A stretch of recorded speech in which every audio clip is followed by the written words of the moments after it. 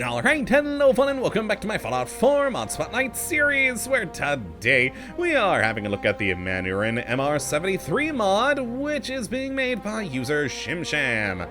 And what this glorious little piece of work looks to add into the game is the real-world MR73 revolver, which I've been having a lot of fun with in the game so far, as not only is it just a neat new revolver for you to play with, but like I just mentioned, it is a real-world gun that started production in 1973, putting it smack dab in the middle of the Cold War, and I always do love a Cold War gun being added into this universe. And as a very cool little extra, when I was looking into this gun, it apparently was extensively used by the French gendarmerie, which is just kinda neat. So let's jump on over here and have a look at what we do get with the MR73 revolver, which in its most standard configuration will provide for you 56 damage with a 38 round, with a firing rate of 60, a range of 119, accuracy of 48, and a weight of 3. And I mean, come on, look at this thing. It is a pretty nicely made gun. Now, of course, it's a revolver, and revolvers tend to be a bit more simplistic in their design, but there are a lot of good details to this thing. You really gotta hand it to the good modeling and texturing on it. Got fun little details like the stamp for the Manurhin there, some nice little extra details right there on the barrel, what looks like maybe a serial number or something, and of course, nice little bits on the grip, a very cool indeed.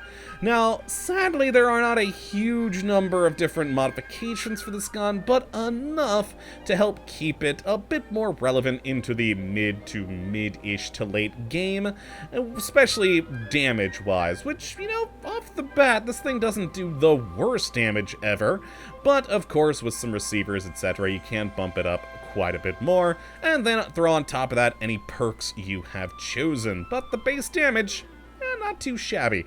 Now, as for how you do get your hands on one of these guns, well, you'll never have this many. There is only one of these in the world. I guess the idea being it was an import gun, so perhaps not a whole lot in the Commonwealth, but, well, specifically one that you can find. And you'll find it in the secret portion of Vault 81 in the room where you find Kiri. And even more specifically, it's gonna be in that caged off area back there with, of course, or rather on the chair. So overall, not too hard to find in a pretty central location that shouldn't take you too long in-game to get to. And once you have it, it is, like I said, the only one you will ever see. So if you want this many, you're gonna have to cheat them in like I did. Now, as for the modifications, let's head on over to the weapon workbench. And a pretty small list, as I did mention. We've got the receiver category, where we only have 3 different receivers, either being the standard, an oiled receiver, or an improved receiver, bringing up that damage from that 56 to 75, which is pretty decent. Now then we have the barrel categories, where we have a 3-inch, 4-inch, 5¼ inch, 8-inch, and 10-inch barrels. Now, I find it interesting that the 5.25-inch barrel is the one that says standard, because this is literally the barrel that the gun comes with when you find it in the world. So, technically, that's not standard. But a more important thing here is that the barrels actually do determine if you can get some other modifications later. If it's any of these shorter barrels, you're only gonna be limited to iron sights on this gun. If you have the 8 or 10-inch barrel, which let's just go ahead and build the 10-inch, this will actually open up 2 additional sights for you to use. Now, with that in mind, let's jump down real quick to the sights category, where we have the standard sight and target sights, which again, if you're on the shorter barrels, are gonna be your only 2 options. But with a longer barrel, we got a short scope, so you can do some basic sniping with this thing. And then, very weirdly, we have a short scope plus a bipod. Who puts a bipod on a pistol? I don't understand why it's there, but it is. And interestingly, it actually drops down the accuracy a bit, which you think would do the opposite with the short scope, that it would add more accuracy with the bipod. I don't know, it's weird, but I kind of like weird. And then finally, let's go to the grip category, where we've got the small grip, the large grip, and of course, a target grip. Just some nice little things there, change up the aesthetics a bit, especially between the, I think probably my favorite is the target grip. It just looks pretty cool. But yep, all doing a decent job. Now I'm actually going to put this back to the barrel that it normally comes with. So we have the base everything for when we test fire this gun. And let's go and take some shots. So pull that out and take aim and fire.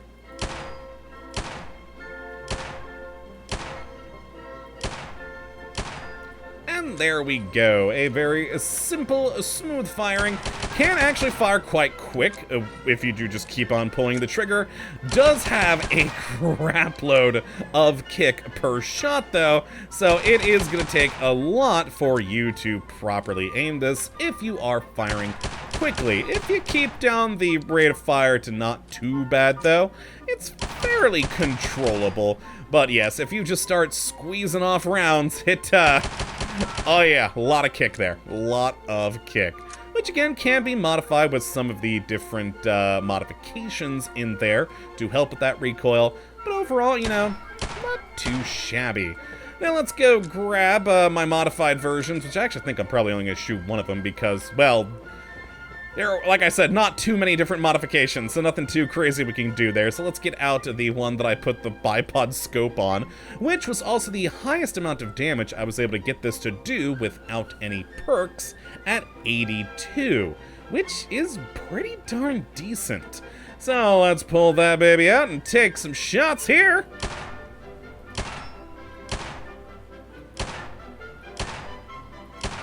Lovely. There we go. That bipod on the front is so weird. I don't know why you would do that, but there it is. And with the various modifications I do have on this thing, you can see that it's a lot more controllable with the recoil there overall. And, you know, having that short scope is pretty nice. So let's actually take a look at this thing in action with our usual, oh boy, Deathclaw. I'm actually a little bit worried about Deathclaw with this thing. I mean, the damage on this is not too bad. Wrong thing. There we go. I changed the time again. Up we go to cheese him. Hello, Deathclaw! And yeah, let's just get, oh, yeah, I was running, so I can't really get that much from the action points there. Alright, fire on him. He's getting a bit far away now, so a good time to use the short scope. And you know what? We've got him down like a good fifth of the way or so there. Nice. Oh god, him going back and forth. I hate. I am an awful shot. Back it up. Cheese him good. Okay, got him in the arm there. Yeah, it's not going too bad. I think probably 2 more well-placed shots on him will probably take care of him. I said 2 well-placed, that was a miss. Oh, that was also not well-placed.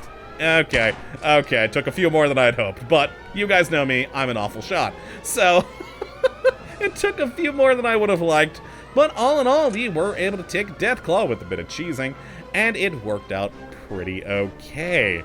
Yeah, overall, I just think this is a fun little revolver. Not exactly the most complex thing ever, especially with the lack of modifications, but all in all, it's a pretty neat little gun, and I always do like a historic Cold War weapon, and with its French special police sort of heritage to it, kind of interests me.